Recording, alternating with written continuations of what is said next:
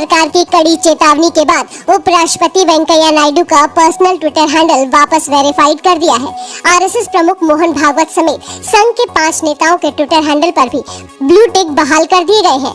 Twitter ने IT मंत्रालय से अंतरिम नोटिस जारी होते ही ये गलती सुधारी, लेकिन ट्विटर की इस हरकत पर सरकार की ओर से कड़े संकेत हैं। आईटी मंत्रालय ने अंतिम नोटिस में कहा, नए आईटी नियमों के पालन पर ट्विटर के उत्तर संतोषजनक नहीं है। चीफ कंप्लायंस अफसर की नियुक्ति पर ट्विटर एकदम चुप है। ट्विटर द्वारा नियुक्त ग्रीवांस अधिकारी ट्विटर के कर्मचारी नहीं है। ट्विटर ने अपना पता लॉ फॉर्म कर दिया है, जो वैधानिक नहीं है। ट्विटर को सद्भावना के तौर पर आखिरी मौका दिया जा रहा है, अन्यथा ट्विटर आईटी कानून के तहत नतीजे भुगतने को तैयार रहे। नोटिस में आईटी मंत्रालय की ओर से कहा गया है कि सबसे बड़े लोकतंत्र भारत ने ट्विटर को खुले हाथों से अपनाया, लेकिन साफ दिख रहा है कि 10 साल बाद भी ट्विटर यहाँ के लोगों को गंभीरता से नहीं ले रहा है। उपराष्ट्रपति वेंकैया नायडू के पर्सनल ट्विटर हैंडल से ब्लू टिक हटाने पर ट्विटर की ओर से कहा गया था कि ये हैंडल 6 महीने से एक्टिव नहीं था। संघ प्रमुख के ट्विटर हैंडल पर भी यही तर्क दिया गया था। मन में पूरी तरह से कोई संशय नहीं है। ट्विटर को कहीं भी वो काम करेंगे तो वहाँ उस देश के कानून को वो नहीं मानेंगे, ये नहीं हो सकता। केंद्र सरकार ने दिल्ली में घर घर राशन पहुंचाने की केजरीवाल सरकार की योजना पर रोक लगा दी है। 72 लाख घरों में राशन पहुंचाने की ये योजना अगले हफ्ते से शुरू होनी थी। वजह बताई गई है कि दिल्ली सरकार ने केंद्र से मंजूरी नहीं ली। योजना के तहत लोगों के दरवाजे तक आटा चावल पहुंचाया जाना था।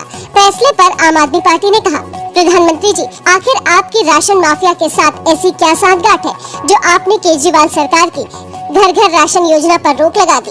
दिल्ली में घर घर राशन योजना पर केंद्र ने दूसरी बार रोक लगाई है। पहले योजना 25 मार्च से शुरू करने का ऐलान किया गया था। योजना को मुख्यमंत्री घर घर राशन योजना का नाम दिया गया था। केंद्र ने अपनी योजना में मुख्यमंत्री नाम पर आपत्ति दर्ज कराई थी। आपत्ति पर दिल्ली सरकार ने योजना के मुख्यमंत्री नाम हटाया था। मुख्यमंत्री अरविंद केजरीवाल इस मुद्दे पर कल प्रेस कॉन्फ्रेंस करेंगे। दिल्ली में 7 जून से अनलॉक 2 की शुरुआत होने जा रही है। मुख्यमंत्री अरविंद केजरीवाल ने आज इसका ऐलान किया। दिल्ली ऑड इवन फॉर्मूले के तहत अनलॉक होगी। बाजार और मॉल्स ऑड इवन के मुताबिक खुलेंगे। आवश्यक सेवाओं से जुड़ी दुकानें रोज खुल सकेंगी।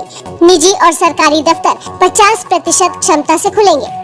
जितने बाजार हैं, मॉल्स हैं, उनको खोला जा रहा है ऑड इवन के बेसिस पे 10 बजे से सुबह 10 बजे से शाम को 8 बजे तक। केजरीवाल ने कहा कि अनलॉक 2 के साथ कोरोना की तीसरी लहर को लेकर भी सरकार सतर्क है। बच्चों को लेकर इंतजाम बढ़ाए जा रहे हैं। अगली पीक 37,000 एक्सपर्ट्स के साथ बात करके, ऑफिसर्स के साथ बात करके, सबके साथ बात करके कि 37,000 पीक मान के इसकी तैयारी शुरू की जाए। जितने आईसीयू बेड्स होंगे उसमें से कितने बच्चों के होने चाहिए। कोरोना संक्रमण को लेकर आज बड़ी राहत की खबर आई। देश में 58 दिनों में आज सबसे कम नए मामले आए। बीते 24 घंटे में देश में 1,20,529 नए संक्रमित मिले। इस दौरान 3,380 लोगों की मौत हो गई। 10 दिन में करीब 10 लाख एक्टिव केस भी घटे।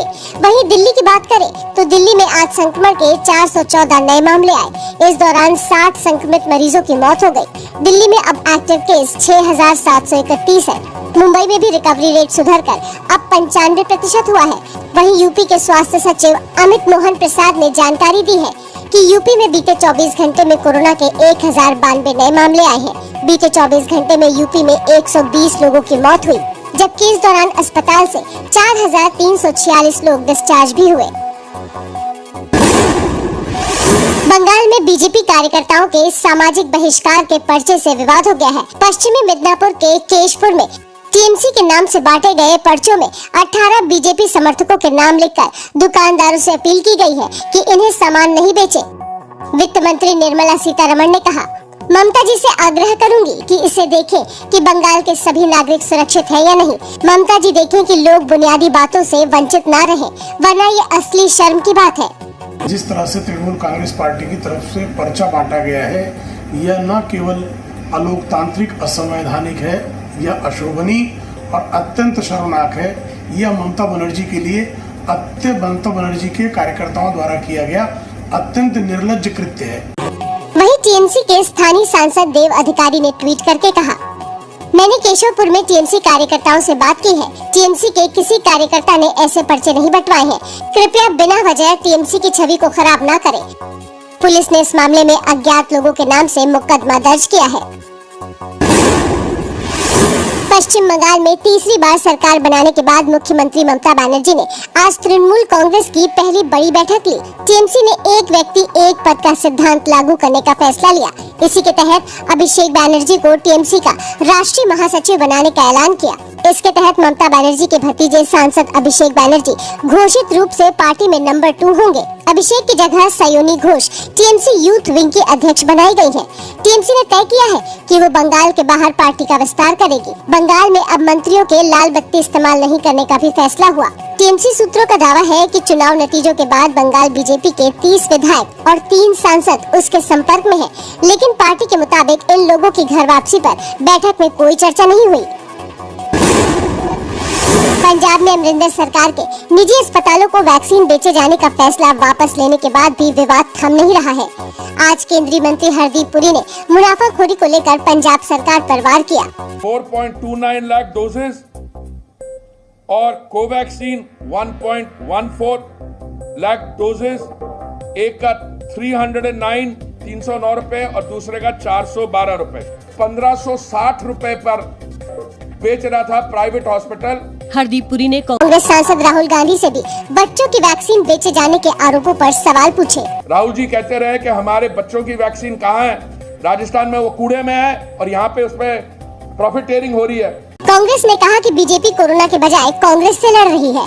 बीजेपी की सरकारें हर मामले में नाकाम हो चुकी हैं और उनकी लड़ाई ऐसा लगता है कोरोना से है ही नहीं। उनकी जो भी लड़ाई है वो देश के अंदर कांग्रेस पार्टी और राहुल गांधी से है। भारत चीन सीमा विवाद पर रूस के राष्ट्रपति व्लादिमीर पुतिन का बड़ा बयान आया है।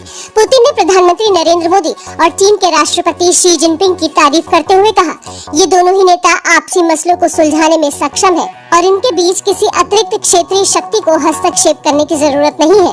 पुतिन ने क्वाड पर भी बयान दिया। उन्होंने भारत, अमेरिका, जापान, ऑस्ट्रेलिया से क्वाड ग्रुप के बारे में कहा। रूस का ये काम नहीं है कि कौन सा देश किस पहल में हिस्सा ले रहा है अथवा कौन सा देश किसके साथ साझेदारी कर रहा है, लेकिन किसी भी साझेदारी का उद्देश्य किसी के खिलाफ दोस्ती का नहीं होना चाहिए। पुतिन ने कहा कि भारत के साथ रूस की साझेदारी और मॉस्को और बीजिंग के बीच संबंधों में कोई विरोधाभास नहीं है।